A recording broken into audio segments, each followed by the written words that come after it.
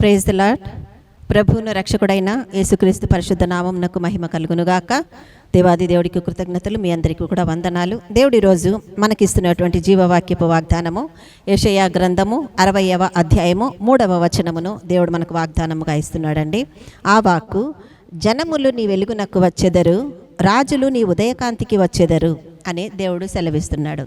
ప్రియ దేవుని బిడ్డ, దేవుని కుమారుడా, దేవుని కుమార్తెవైన నీతో ఈరోజు దేవుడు మాట్లాడుతూ ఆయన వాగ్దానం పట్టుకొని మన తండ్రి మన దగ్గరికి వచ్చాడు. ఆయన అంటున్నాడు, రాజులు జనములు నీ వెలుగునకు వచ్చేదరు, రాజులు నీ ఉదయకాంతికి వచ్చేదరు అని దేవుడు సెలవిస్తున్నాడు. ఇంతవరకు ప్రభా, నా జీవితంలో ఏ వెలుగునైతే నేను చూడాలనుకుంటున్నానో, ఏ ఆశీర్వాదమునైతే నేను పొందుకోవాలనుకుంటున్నానో దాన్ని చూడలేని పరిస్థితులలో ఉన్నాను ప్రభా. ఎందుకు ఆలస్యం జరుగుతున్నదో తెలియదు, ఎందుకు నేను పొందుకోలేకపోతున్నానో నాకు తెలియట్లేదు, ఎందుకు నేను ఎదగలేకపోతున్నానో నాకు తెలియట్లేదు అని నీకు నువ్వుగా అనుకుంటూ దేవునిలో కృంగిపోతున్నావేమో. ఈరోజు దేవుడు నీ వద్దకు వచ్చి నీతో మాట్లాడుతుండేది, నిన్ను బలపరుస్తూ, నిన్ను ధైర్యపరుస్తూ, నిన్ను పిలిచిన నీ దేవుడు నీకు వాగ్దానం ఇచ్చే వాక్యం ఏమై ఉందనంటే, జనములు నీ వెలుగునకు వచ్చేదరు అని అంటున్నాడు. అంటే ఇంతవరకు నువ్వు ఆలోచించిన నీ ఆలోచనకు దేవుడు ఏం చేస్తున్నాడు?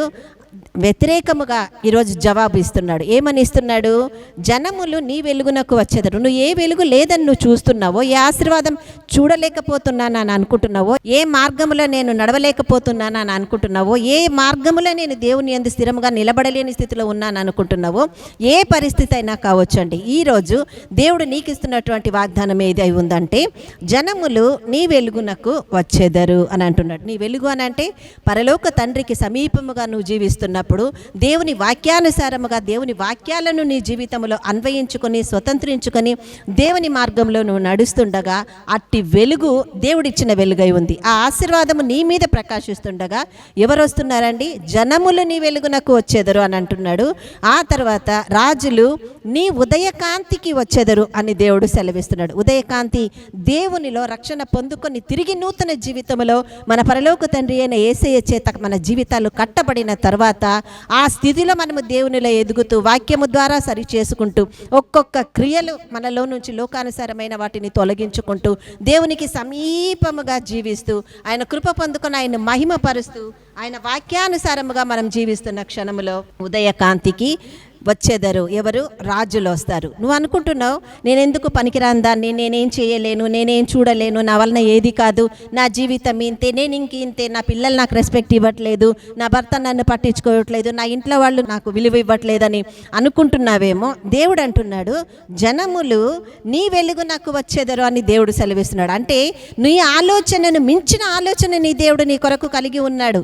అందుకే దేవుడు యెషయా గ్రంథంలో కూడా అంటాడు కదా, మీ తలంపుల వంటివి కావు నా తలంపులు, నా ఆలోచనల వంటివి కావు మీ ఆలోచనలని దేవుడు సెలవిస్తున్నాడు. నువ్వు అనుకుంటున్నావు నా వలన ఏది కాదు, నేను ఇంతే, నా లైఫ్ ఇంతేనా అని అనుకుంటున్నావేమో.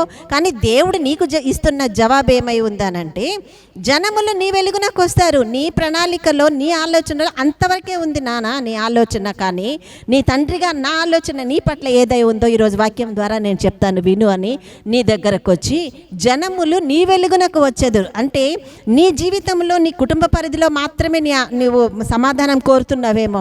కానీ దేవుని ఆలోచన ప్రకారం ఇహలోకపరమైన సమాధానమును కూడా దేవుడు నీకు ఇవ్వడానికి నీతో మాట్లాడుతున్నాడు. అందుకే జనములు నీ వెలుగునకు వచ్చేదరు అని సెలవిస్తున్నాడు. ఆ తర్వాత ఇక్కడ జనాల నుంచి కొంచెం దేవుడు ఇంకొక మెట్టు, రాజులు నీ ఉదయకాంతికి వచ్చేదరు. అంటే రాజులు అంటే ఎవరండి? పరిపాలించేవాళ్ళు, అధికారం కలిగిన వాళ్ళు, రూల్ చేయగలిగిన వాళ్ళు, సమస్తము ఆధీనములో ఉంచగలిగిన వాళ్ళు, వాళ్ళ మాటకు ఎదురులేని స్థితిగా వాళ్ళు నిలబడగలిగిన వారు. అటువంటి రాజులు కూడా నీ ఉదయకాంతికి వచ్చేదరు అని అంటున్నాడు. ఎంత గొప్ప దేవుడు!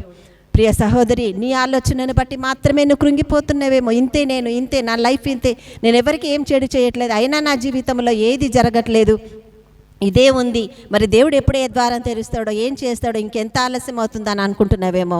అటువంటి నీతోనే ఈరోజు దేవుడు వచ్చి నీతో మాట్లాడుతున్నాడు, నీకే జవాబిస్తున్నాడు ఈరోజు దేవుడు. అందుకే జనములు నీ వెలుగునకు వచ్చేదరు, రాజులు నీ ఉదయకాంతికి వచ్చేదరు. పట్టుకుంటావా ఈ వాక్యాన్ని? ధైర్యం వచ్చిందా? బలం వచ్చిందా? దేవునిలో ఇంకా కొంచెం విశ్వాసం పెరిగిందా? నీ దేవుడు ఎప్పుడు నిన్ను బలపరచువాడే, నీ పరలోక తండ్రి నిన్నెప్పుడు ఆదరించువాడే, నీ పరలోక తండ్రి నీ కొరకు దిగి వచ్చి నిన్ను సంతోషపెట్టేవాడే. అటువంటి కృప కలిగిన దేవుడు ఈరోజు మనకున్నప్పుడు మనం భయపడాల్సిన అవసరం లేదు. ప్రియ దేవుని బిడ్డ, ధైర్యం కూడా కట్టుకో. ఈరోజు పరలోక తండ్రి నీ ఇంటికి వచ్చి నీ మొదటి గడియలలోనే దేవుడు నీతో మాట్లాడుతూ ఈరోజు నీకు జవాబిస్తున్నాడు. జనములు నీ వెలుగునకు వచ్చేదరు. ఇది గ్రహించు.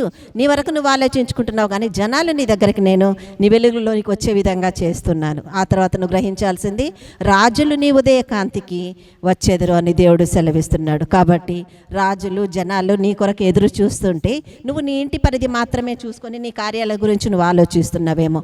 అందుకే ఈరోజు దేవుడు ఈ వాక్యం ద్వారా నిన్ను దర్శించడానికి వచ్చాడు. అట్టి దేవుడిని నువ్వు మహిమపరుస్తూ ఈ వాక్యం అందుకొని దీన్ని స్వతంత్రించుకొని వాక్యం ఇచ్చిన దేవుడిని నీవు గణపరచుదువుగాక. ఆమేన్, ఆమేన్, ఆమేన్. హల్లెలూయా.